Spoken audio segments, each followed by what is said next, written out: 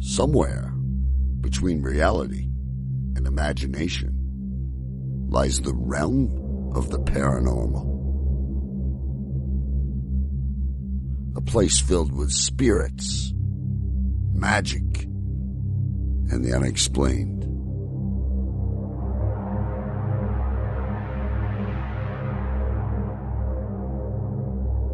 Come with us on our journey to discover if the stories are true or if they are all just smoke and mirrors.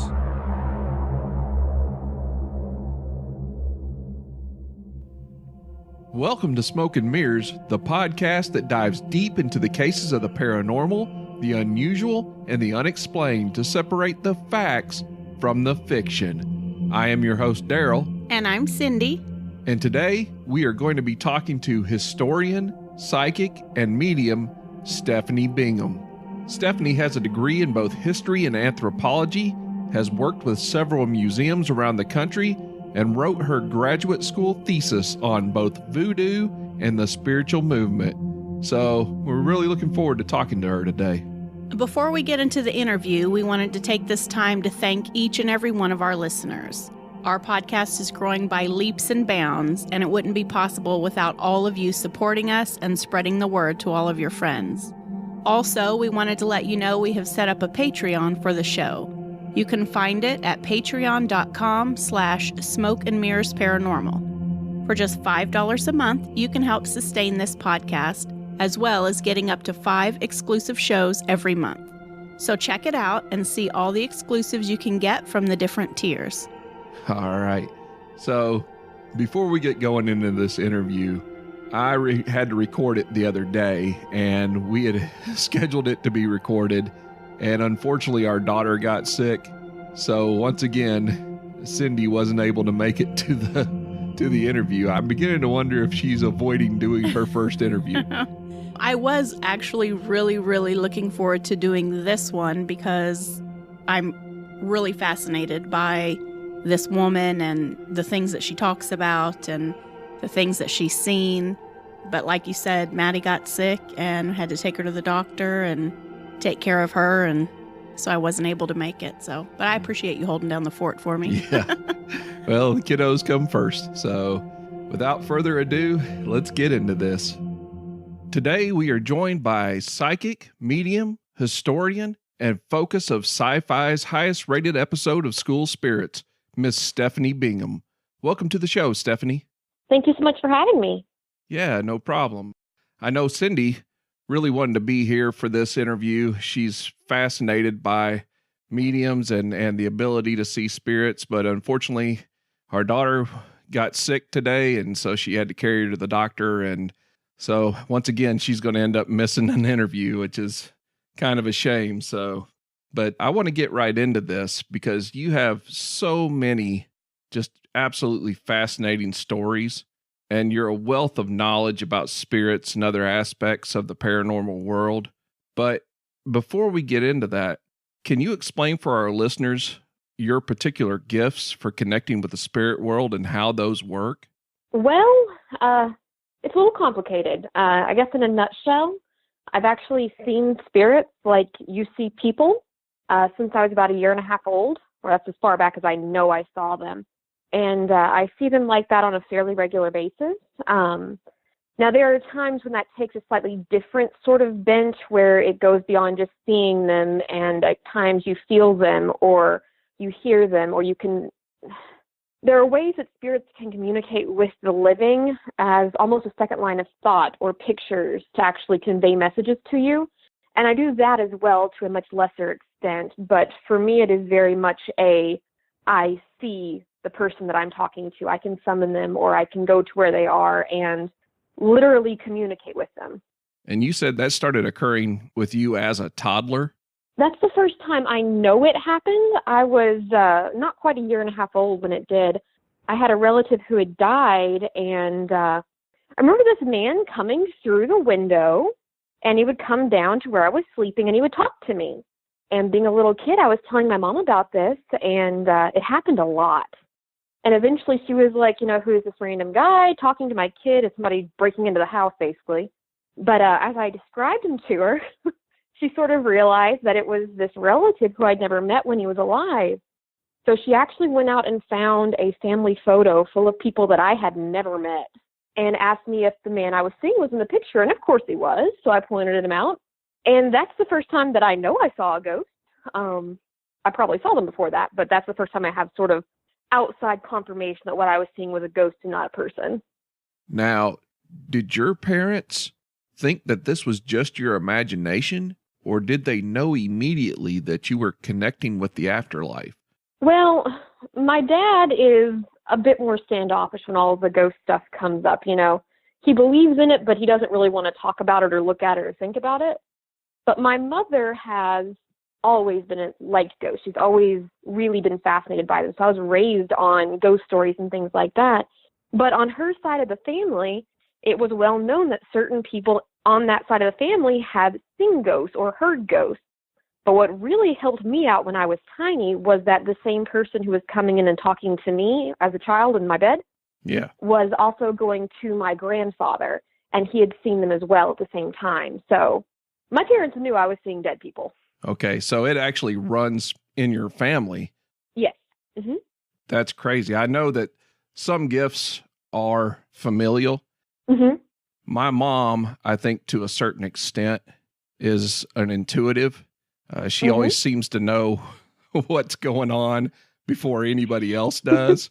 And it's always been a little spooky. And I've always kind of played it off as being the fact that, you know, we know each other so well that maybe that plays into it.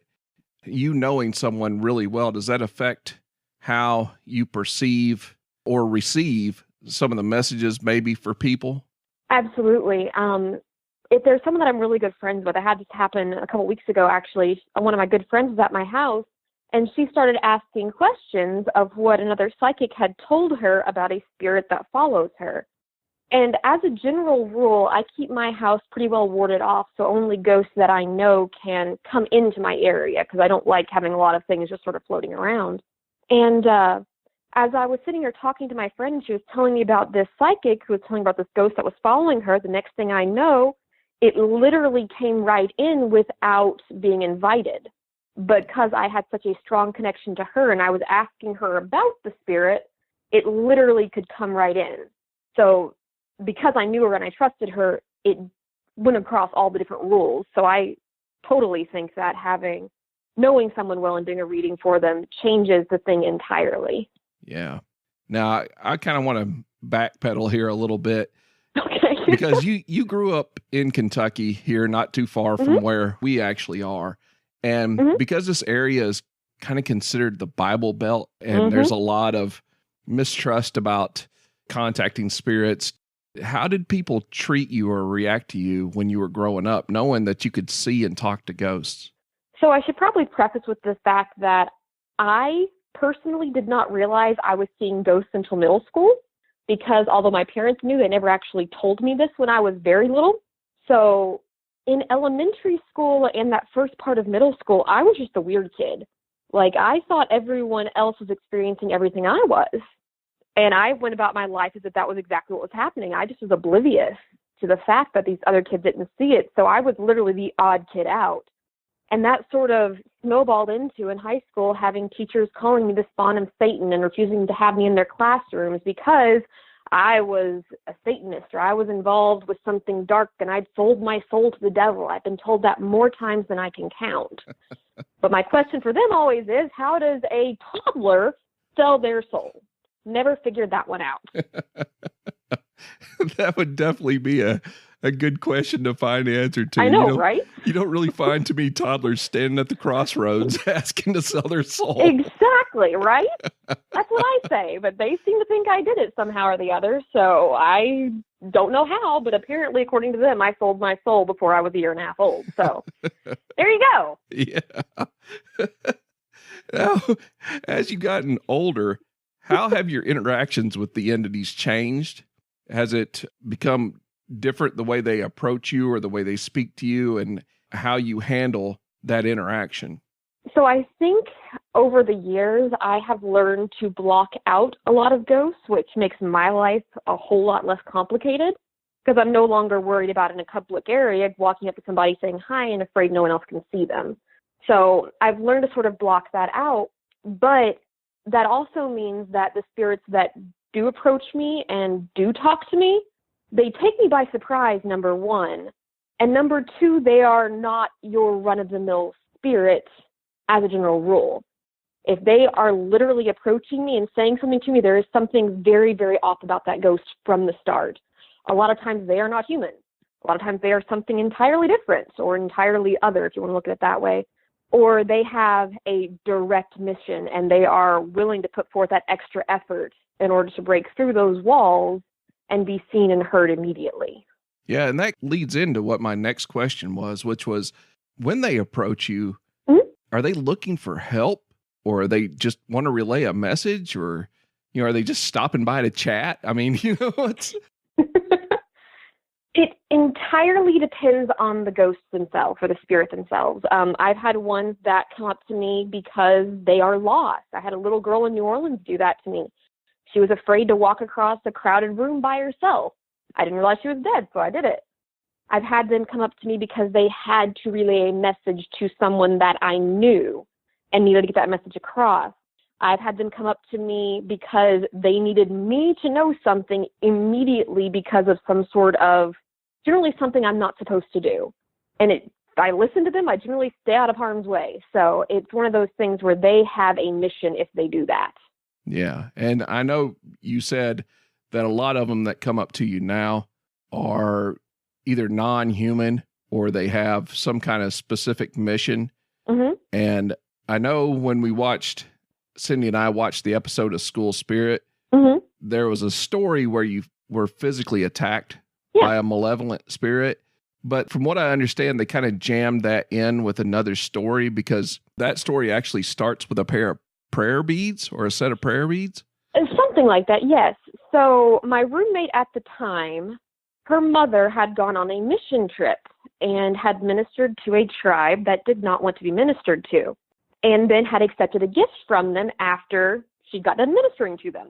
And they were literally a string of wooden beads, like just on a string, like a cloth string, wooden beads, you know, nothing fancy, just sort of a token. And she took it, brought it back to her house, and weird things started happening. And so she told my roommate at the time, who was involved in this as well, I was sort of training her because she was psychic as well on how to deal with her abilities, because she'd been raised Pentecostal and was very, very, you know, different upbringings than I had. And so she brought the beads to our dorm room and thought it would be a great idea to shove them under my bed without telling me. So I didn't even know that they were there or that anything had been happening at our house. But it seemed like as soon as the beads got to our dorm room, I had friends that started coming up to me telling me about these weird dreams that they had. And given I was the weird girl on campus who dealt with all the weird stuff, but strange dreams are not my forte. That is not what I deal with. But I had two separate girls within a couple of days come up to me and tell me that they had these weird dreams about either laying in a bathtub or laying in a bed that was not theirs, and seeing a small child, a little girl, standing on the edge of the bathtub or the bed, looking down at them, smiling, and that they were terrified. And that's all they could tell me about it. And I was just like, that's really odd, but there's nothing I can do to help you with that. Literally, you had a bad dream, I'm sorry, you know. What else do you say at that point? Yeah, I mean, my first thought would have been find a dream interpreter and see Exactly. how that goes. Exactly. It was really odd, but they both thought that they should tell me about this. And looking back, I understand why now, but at the time it made no sense. But so they told me about these things. I completely brushed them off, thinking that it was literally nothing, and went about my, daily life on campus. And our campus, what they call a suitcase campus. Everybody went home on the weekends, except for, the very few that stayed. Yeah. It was one of those weekends that I was there on campus with my roommate, and I decided I was going to go downstairs into the basement to do the laundry. Now, given ours is the oldest dorm on campus, and it was haunted already, and I didn't really like the basement, but it wasn't that big of a deal. You know what I mean? Yeah. Middle of the day, should be safe. So I had my little laundry basket, and I was going down the stairs. It was a long flight of stairs, mind you. And got to the first couple steps, started walking down, and I felt tiny hands on the back of my legs push me forward. I dropped my laundry basket and did the only thing I could think of at the time, which was sort of to grab the banister as I started to fall. I ended up falling down about 5 or 6 of the stairs and caught myself, and I turned around and looked behind me, and there was this tiny little girl wearing this sort of rose-colored, nightgown, night dress sort of thing. And she was cute. She was very, very cute. Dark eyes, dark hair, adorable. And she was smiling at me. And it took me sort of a minute to register that, number one, she had pushed me, and number two, that her teeth were actually pointed like a shark's. And that's something that was interesting about that story was the fact that it manifested as this little girl. But do you think this was something demonic? So in my experience, I don't like to call a spirit a demon unless it is from the sort of Middle Eastern area where they themselves identify as a demon. Okay. She was from the Caribbean. So in my mind, she was very much an inhuman, malevolent spirit. Had she been from the Middle East, I'd totally call her a demon. But in her mind, she was almost a protector. You know what I mean? Yeah. Like she was a guardian of sorts of her area.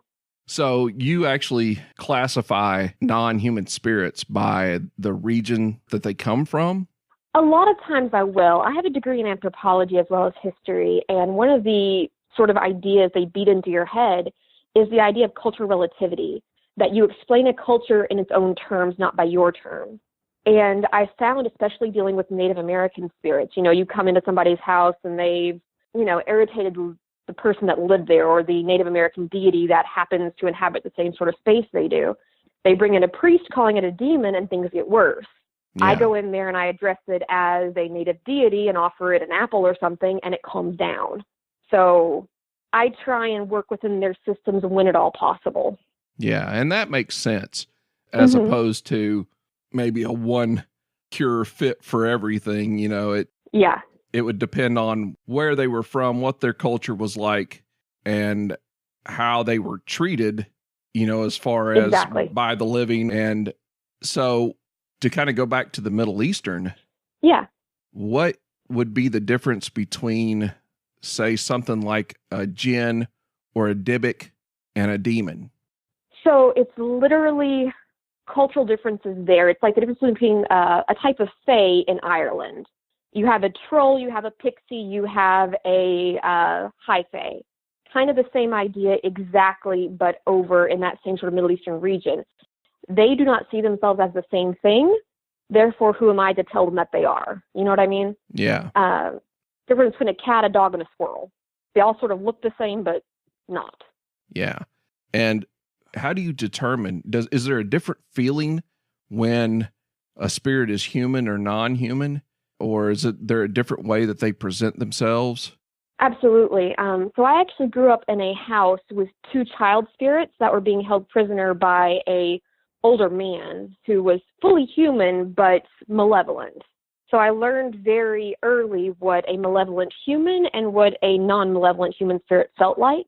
Okay. And they feel entirely different to me, but the truly inhuman ones, the ones that were never people, like the little girl with the shark teeth, they are oftentimes much, much stronger than a truly human spirit can ever be, even if it's feeding on other things around it to try and make itself more intimidating or bigger and badder. So I find that they not only feel different, they manifest different. The non-humans can almost always do more physical manifestations than a human spirit can because they have more energy. And do they draw that energy from the living, or are they drawing it from the area around them?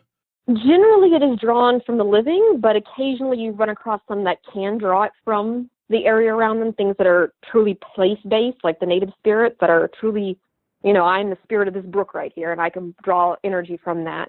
But you'll find a lot of times with inhuman spirits that they will go about attaching themselves to a family or something that has people in it that are very, very easy to frighten.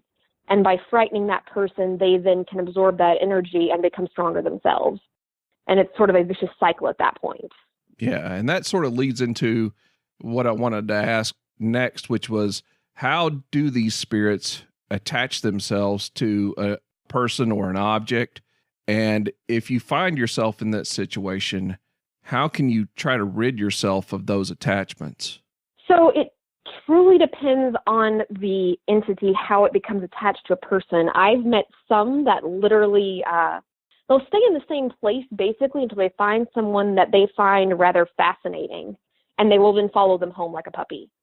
Those are very, very rare, though. More often than not, they are invited in one way, shape, fashion, or form or the other.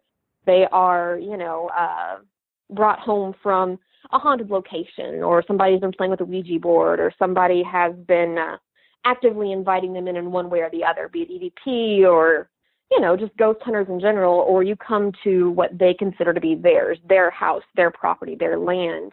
And when you, especially if you come into a place that they think is theirs, when you start trying to assert your dominance over that place, saying this is mine and it's my house, I can do with what I want, they then attach themselves not to you but to the land to try and get you out. So it just depends. But when it comes down to actually breaking free of them, getting loose of them, I find you have one of two real ways of going about it. And one is much, much more complicated than the other. I find that in a lot of cases, especially with native spirits here in Kentucky and things like that, you can oftentimes come to a truce. You know what I mean? Sort of set up guidelines. Yeah. This is my house. This is your area over here. I won't mess with yours. You won't mess with mine. We can live side by side and be fine. And I find that's much easier to do than actually going through and breaking ties. And when it comes to breaking ties, it depends on the person who is having those ties broken for them. I suggest most people work inside their own religious tenets, if at all possible. So then it depends more on the actual person who has the attachment as opposed to what is actually attached. Because say if you have someone who is a believer in the Christian faith and they have a Native American spirit attached to them, and then they try to do an exorcism or a blessing with oil, is that going to work, or is that just going to piss the spirit off? It's really just piss it off. The thing about truly breaking an attachment is that will has to come from inside the person that is wanting the attachment gone, essentially. And once it is gone, they cannot invite it in again, which I find happens over and over again. I can go out there and break an attachment for somebody, and the next day it might be back because they invite it back in by doing something again to get that spirit back. But I find that things have more rituals and things have better ability to work if you work within the living's wheelhouse than of the dead's, if you are trying to break an attachment. Yeah. Like once you're done playing nice. And so part of it is actually brought about by the belief of the person with the attachment. So if they believe that the spirit is gone, then there's a greater likelihood, that it'll be gone. Okay. Yeah. If they think it's coming back, then it doesn't matter what I do to that spirit to make it leave. It is coming back because they know it is. Okay. That's interesting. Now, I kind of want to shift gears a little bit here because you have a degree in history and a degree in anthropology. And I know that you wrote your graduate school thesis on the spiritualist movement and mediums and on voodoo. Yeah. That had to be tough to pitch to the professors to say, okay, this is what I'm doing it on, and it's going to be published. And how did that go over? So I'm never one to back down from a challenge here. But by that point in time, I had pretty well established myself as being very deeply involved in sort of the occult and the paranormal and all these other fields. So when it came time in undergrad at least, they gave us all about 20 minutes to tell us what our thesis was going to be on. And we had to know within this class period what it was that they could put it in to go for and be registered. Yeah. And the teacher came around to me, and I sort of had a moment of, I can't think of anything else. I'm going to do voodoo. And the professor looked at me like you'd expect them to look at me, and they're like, "You're serious?" And I was like, "Yeah, I am. I'm very serious." And so that one was actually pretty easy. But the spiritualist movement was a very, very hard sell in grad school. So the professors, again, they wanted it done in this ridiculously short period of time to know what you're writing about. Yeah. And as I'm sitting here, I had come to sort of a, not really spiritual, but I was going to do something a little bit less out in left field. But as I'm sitting here listening to the other kids go before me saying what it was they're doing things like flatware patterns in the 1950s, or the enrollment in summer camps in the 1920s in the U.S. in Ohio. Wow. And I keep getting these ridiculously boring topics, and I just kept getting more and more pissed off. And my professor had made a crack to me that, I was the crazy one in class, and he's really interested to see what I'm going to come up with here and how he can shoot it down, because he doesn't believe in any of this. Yeah. So when he came to me, he's like, so what are you doing? And I was like, I'm going to do the spiritualist movement and its relationship to voodoo and women at the time. And he just sort of stopped and looked at me, and he's like, you can't, there's no documents. And I was like, I will show you the documents tomorrow morning. And that's what I did. I went home and I found a bunch of articles and papers and paperwork and things like that.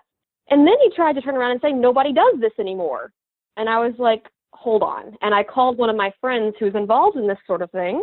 And I literally had her tell him, hey, guess what? This still happens. And I backed him into a corner where he could not tell me no. Like I said, it surprised me when I saw that, that's Yep. what you had done it on, because there's a lot of skepticism. There is. And I think it's because you've had so many over the years that have been outed Mm-hmm. or have admitted that what we were doing was Fraudulent, yeah. Fraud. And Mhm. and you've Absolutely. had a lot of, you take Harry Houdini and more Mhm. currently Penn Jillette, Mm-hmm. who seems to be on an absolute mission to just disprove the whole thing. And I can see why they do it, because some of the people that you see on TV and the more famous Yes. ones, Mm-hmm. I mean, if they did cold reads, I would be more likely to say, okay, I can kind of buy into that. Mm-hmm. So if a person is actually looking to get a reading, how can they determine if someone is a fraud or if they have a legitimate gift? And that gets very, very complicated very, very quickly. Because if you are at all inclined to have some sort of talents like I do, or any sort of psychic talent for that matter, you can almost always feel when someone has an ability. They feel slightly different. But the biggest clue I've ever found with someone is when they start telling you exactly what you want to hear, or exactly what it is they need to tell you to make them money. You know what I mean? Yeah. Oh, you have some sort of attachment, pay me $1,000 to get rid of it. You got a curse put on you and I can fix it. That sort of thing. You know what I mean? Yeah. Those are the biggest clues I've ever seen, but I wish there was a straight out way to say this person is real, this person is a fraud. Yeah. It's tough for a lot of people because Mm-hmm. you have a lot of people, and my wife is one of them, who would like to have a reading done. Mm-hmm. And I worry about it because there are so many people who are on the take. Mm-hmm. And one of the things I told her, I said, well, if you're going to do this, don't give any information, none. Because if you give the slightest bit of information, I mean, I've seen people who are professional mentalists do this over and over and over again, because you're giving them information without you knowing that you're actually feeding it to them. And that's a shame, because I think there are people out there with legitimate gifts. Absolutely. And one of the things I think people don't realize too is I've gone to places to help people because they have some sort of thing in their house and I'm trying to get rid of it for them, or just at least tell them what it is. And I walk in there and they are very much in that same mindset of, I can't tell you anything because I, don't want to lead to a cold reading.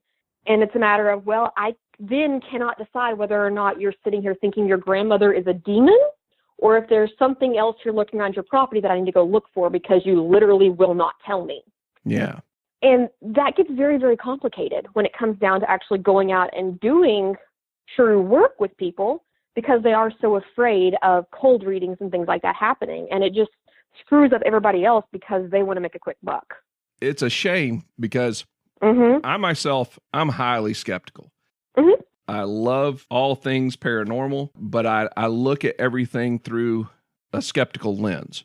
Mhm. And I wonder sometimes for you, if you're going into a place and there are a lot of people there, Mhm. can it happen that maybe there's a psychic imprint from those people that's actually maybe causing an issue and they think that it's ghost? And Absolutely. does it manifest you differently, or can you tell the difference between a psychic imprint and an actual spirit? So I sort of parse this out into two different sort of phenomena. So psychic imprint, you're talking about like somebody lives in a house and they have children there and they focus on this quite a lot and it gets stuck in the area. So they have a ghost child, which is actually just their physical child running around and, just leaving excess energy getting replayed, essentially creating a residual haunting while the person is still alive. And the other way I've seen that turn out is a tulpa, where they literally put so much into something that they create a ghost. Not a smart ghost, doesn't work with a normal ghost, but they can create them. And then they want you to fix it, and that's not how that works. So that gets complicated. I feel like I said that a lot today. It gets complicated. Yeah. I can imagine anything that has to do with the supernatural can get pretty complicated pretty quick. Absolutely, especially when it's someone like me who is prone to over-explaining and over-analyzing things. That's okay, because I did the exact same thing. I have a double degree in finance and economics, so I analyze everything to death. Ugh. Yeah. History and anthropology, those were safe. So I know you've done so many interviews and you've talked about so many of your stories, but is there one that you don't really share, or do you have some that maybe frightened you and you don't like to talk about it? Or Well, I have ghost stories that fall into three categories, if you will. The ones that I use for examples, the ones that I remember but can't quite explain what was happening, so I don't talk about them as often, and the ones that I absolutely will not talk about because I have no idea what the hell just happened. And when it comes right down to it, if you're talking about scary ghost stories, I think the one that scared me the most is one I don't talk about very often because other people don't find it scary. It petrified me, but nobody else thinks it's scary. But essentially the ghost that scared me the most was actually happened to me when I was in high school. And I was having sort of a rough week at school, and I was in bed. And now, given I was in bed reading, I was rolled over on my side reading, I was not asleep. And I felt the presence of something enter my bedroom. And so, of course, I thought it was my relative who was coming by to say hi because I was stressed. And I was feeling antisocial, so I didn't roll over to say hi. I was just going to sit there and ignore them and hope they went away. And the next thing I know, this thing sits down on the bed beside me, and I feel the bed depress. And it was about that time that I started to panic just a wee bit because ghosts should not have weight. Yeah. And by this point, in time, I've sort of parsed out in my own brain that the ones that can do this sort of things are not human, and this is probably a bad thing about to happen. And so I just sort of froze, and the next thing I know, this spirit, because I was rolled over on my side, laid down in bed behind me, like was spooning me, and wrapped its arm around me, and I flipped out. I could not deal. Like, I got up and I went and sat in the bathtub. Yeah, it was bad. Like, even to this day, I still don't know all of it. No. That's kind of a creeper ghost. It is. And the more I think back about this, I think I know who it was now. And I feel really, really bad about the way I reacted. But at that point, I literally had no idea who this person was getting in bed with me and wrapping his arm around me. And I freaked out. Yeah. And that is still to this day the scariest ghost I've ever encountered. And people think I'm crazy when I say that. I've been hit, I've been bit, I've had things thrown at me, I've been pushed. But the ghost in bed with me was the scary one. Was it scary for you because maybe it invaded your personal space? Yeah. That's exactly what it was. I'd had ghosts touch me up to that point, but I'd never had one get literally that up close and personal with me. I've never had one get that physically close to me ever again. And it still makes me scream crawl when I think about it. It was just weird. This thing thought it was being comforting. It really, really, truly did. And it really, really, truly wasn't. It's just a hard one for me to sort of parse out. Yeah, I can understand that. I'm not sure exactly how I would react if I was just sitting in bed and looked over. Well, I mean, I'm not going to look over because I'm blind, but if I felt the bed depress and then I felt something touching me and I'd be like asking for Cindi. And if it wasn't her, I'd be creeped out right there. Yeah. Absolutely. I went and sat in the bathtub because I decided nothing could sit on the edge of the bathtub and make that depressed. Yeah. That's true. If it makes porcelain depressed, it's time to get out. Exactly. And I'm calling somebody and I'm out. I'm out of everything at that point. Now, have you ever encountered a shadow person? Mm-hmm. In your opinion, what do you think a shadow person is? That depends on the type. I've seen a lot of quote-unquote shadow people that are literally just human spirits that don't have enough energy to fully manifest, and so they appear as a dark, sort of shadowy outline of what they once were. I've seen that time and time again. But then I've been places like Waverly and to certain other investigations I've been to where there are quite literal beings who are generally different in physicality, be it the Hat Man or, any other truly type of shadow person. Whereas opposed to just being sort of a shadow with some vague definition, they are literally ink, and they literally look like a shadow that is moving. And with those, I lump them into the non-human category. I do not think the grand majority of those were human. I've never had a lot of dealing with them, but the ones that I have seen don't feel like a ghost. They don't feel like a person. They feel like a thing. And they are, the ones that I've seen anyways, have been rather strong. Like not something you really want to piss off. Yeah. It's something that's hard for me to wrap my head around because I wonder, where do these non-human entities come from? See, the way I sort of parse out the other side, the inhuman specifically, they were here first, and they were the ones that were truly the spirits of the land or of the area at one point or the other. They were the ones that way back when people worshipped. And if you go back to the original story, it's why I studied history and anthropology specifically. I wanted those original stories, those oral traditions that go back, the paintings, the caves, the hieroglyphs, things like that literally explain what they thought originally. And I found that oftentimes goes a long way to explaining what these creatures are or what these creatures think they are. Yeah. And I've seen human spirits try and manifest as what they think a demon should look like. I had one happen to me at Eastern Kentucky University. It was a kid who had died within like the last 10 years or so. He wasn't a kid, he was an adult, but he died and he'd been around long enough to see the current horror movies. You know, the ones where the ghosts are crawling around on all fours and their heads sort of slightly off to the side, and that whole little look. He was doing that.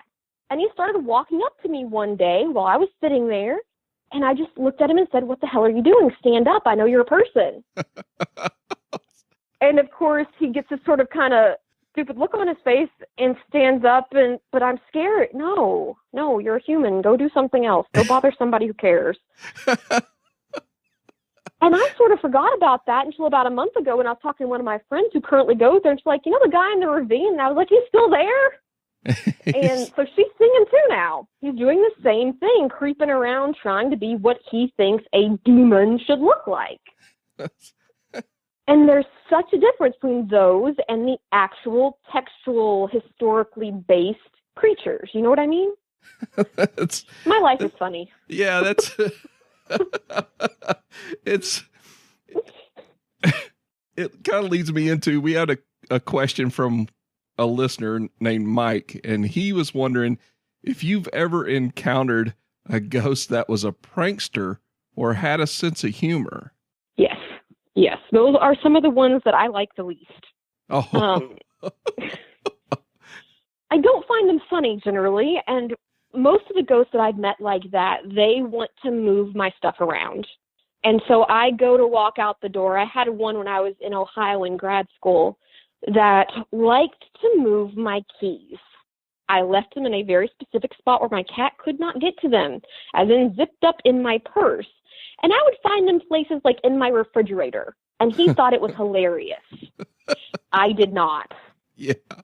So they have personalities like that, and I understand what he's trying to do, but I don't like your sense of humor. You need to stop, See, that would be me. I'd be a smart aleck if I came back. Yep. Mm-hmm.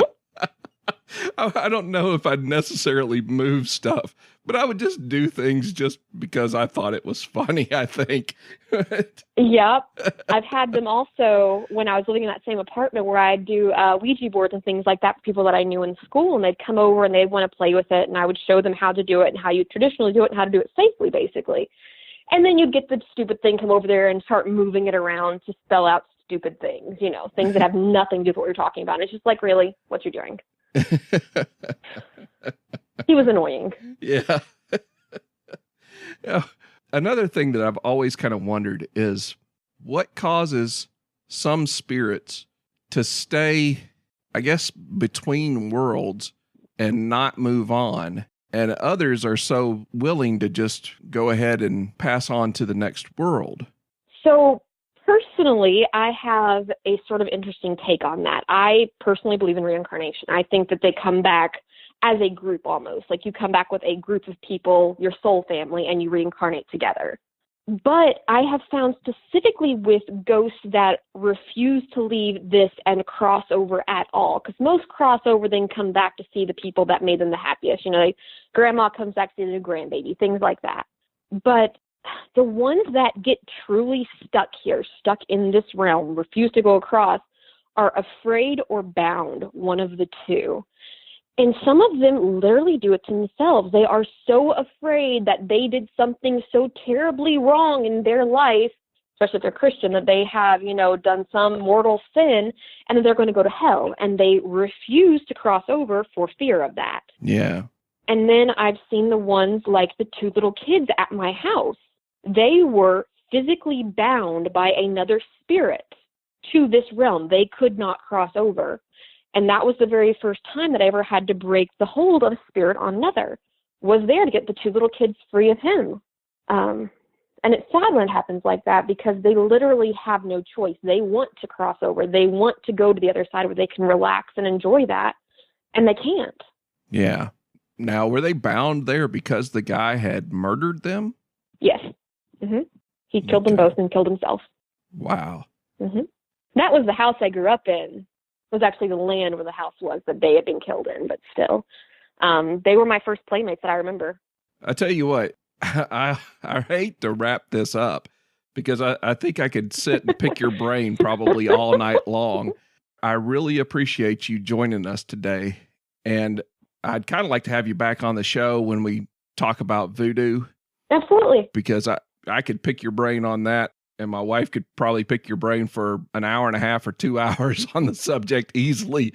I don't want to take up all your time. So absolutely. I'd love to come back. If our listeners want to find you, where can they find you at? Easiest place to find me is on Twitter or on Instagram. My handle on everything is Amarna Marie. It's my cat's name. It's AMARNAMARIE. You can also find me on Facebook. It's Stephanie Bingham.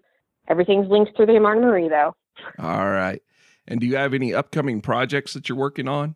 I have a project coming out sometime after the first of the year. I can't talk about it, but you'll see it on TV. So there you go. That's all I can say about that one, unfortunately. I just had part of a book come out. It was Encounters with the Paranormal, Volume 3, I believe. And that came out at the very end of October. All right. Once again, I appreciate you coming on to the show and maybe educating me and educating our listeners. So that's the whole goal of the show. Absolutely. All right. Okay, so after listening to the interview, what are your thoughts on Stephanie? Well, she sounded very believable to me. I don't think that she's faking. The stories that she told you, the things she talked about, she was very educated on the topics. She didn't seem to have any trouble answering any questions. I think that she's legit. Yeah, and the thing is, I had heard some other interviews with Stephanie, and the fact that her story really doesn't change, that the ones that she tells the same way over and over and over again, makes it more believable for me. Now, having said that, you know full well that I'm a giant skeptic, so until I actually experience it for myself, I'm always going to be skeptical. But she is genuine, I feel like, when she discusses this and talks about this topic and believes that she has this gift. And this is one of those weird ones for me, because I think that there is a small percentage of the population that has some kind of psychic gifts. Now, I don't think it necessarily manifests like you see on TV or anything like that. And the one thing that you noticed, or I noticed in the interview, that stood out to me more than anything was whenever I asked her about the frauds, and she said, yeah, it's tough to separate them, but the people that are just telling you what you want to hear or looking to make a fast buck, that's a pretty good sign that maybe you shouldn't trust them. And I think that lends her some credibility, because she doesn't seem to be the type that's out just looking to make a quick buck off anyone and everyone.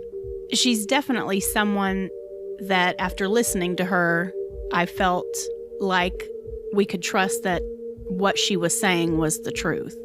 And of course, I'm fascinated by all of this anyway, and I firmly believe that people do see spirits and can talk to spirits, and I believe in demons, and I believe in all of that. But saying that, it's still hard for me to trust everybody that says, oh, hey, I'm a medium, I'm a psychic, I'm a clairvoyant. It's hard for me to trust every person that says that. But listening to her talk to you and answer the questions and the things that she said, I wish so much that I could have been in the interview, because I would have loved to talk to her.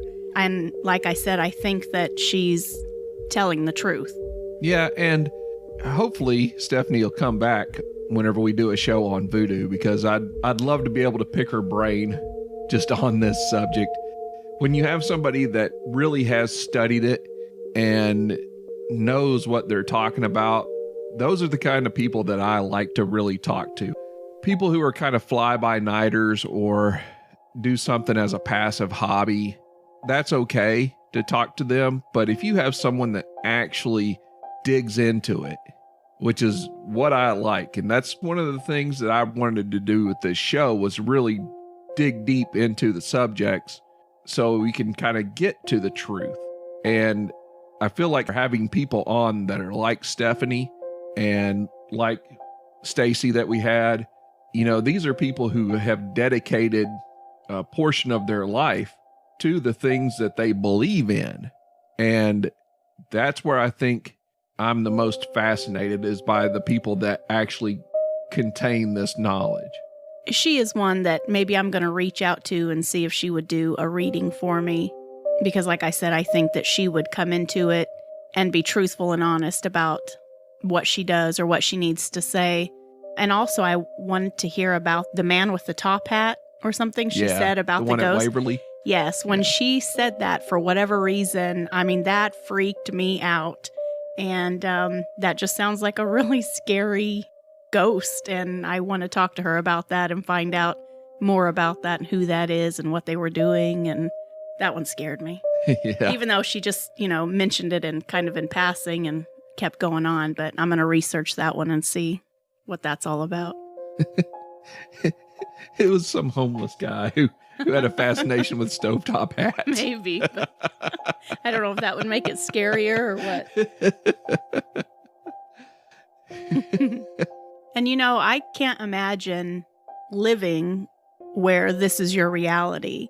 The times that she said, she would go up to somebody and talk to them, but it would be a ghost and people would look at her like she was crazy. And how she was kind of bullied in school and the teachers didn't want her in their classroom. I mean, that's heartbreaking to think about somebody that lives with that day after day after day, trying to come to terms with the fact of what they can do, and then knowing that most of the population thinks you're nuts. So I think it's super brave that she's out talking about it. It's very neat, I guess, for lack of a better word, that she's kind of learned how to live with it. And I think she's pretty cool. Yeah. And I think one of the things that I've always thought about having psychic gifts is that if you truly had this gift, the last thing you really would want, I think, would be just all the attention put on you, because there's such a stigma related to the whole thing. And like you said, with her teachers thinking she had sold her soul to the devil, and just, I mean, it's so ridiculous that it couldn't have been an easy childhood. And maybe that's the difference between the people who are just looking for fame and fortune and claiming to have this gift, and the reality for people who actually do have it. Yeah. The ability to see and speak to those that have passed is one that is both confusing and confounding to many. But for some, it is their reality. Whether it's actually occurring, or as many believe, it's a parlor trick or an illusion, I cannot say. It's up to you to decide if you think it's real or just smoke and mirrors. Thanks for joining us for this episode. If you enjoy the show, please subscribe on iTunes, Spreaker, Blueberry, iHeartRadio, our YouTube channel, and on our website at smokeandmirrorspod.weebly.com, where you can find podcasts, videos, and great Smoke and Mirrors gear. Just search for Smoke and Mirrors Paranormal on your favorite podcast player. If it isn't there, let us know. We'll be happy to get it added for you. Also, you can find us on Facebook at Smoke and Mirrors Paranormal. Give it a like and feel free to join the discussion group and let us know what you think of the show. If you would like to help the cast grow, please rate and review us on iTunes. You guys have been doing awesome so far, so definitely keep it coming. And don't forget to check out our Patreon at patreon.com/smokeandmirrorsparanormal for exclusive shows and more. Also, please remember to send in your stories of paranormal encounters to smokeandmirrorspod@gmail.com. Thanks again so much for listening and subscribing. We really do want to hear your stories, so send those in to us so we can discuss them at the end of the show. Also, I really want to thank Doug from the Who's Right podcast. He made a cool new logo for us, and I really like it a lot. I appreciate that, Doug. And if you like to laugh, just go over and check out the Who's Right podcast. Pretty good show. And once again, I'd like to thank them for the new logo. All right, folks, have a good night. Good night.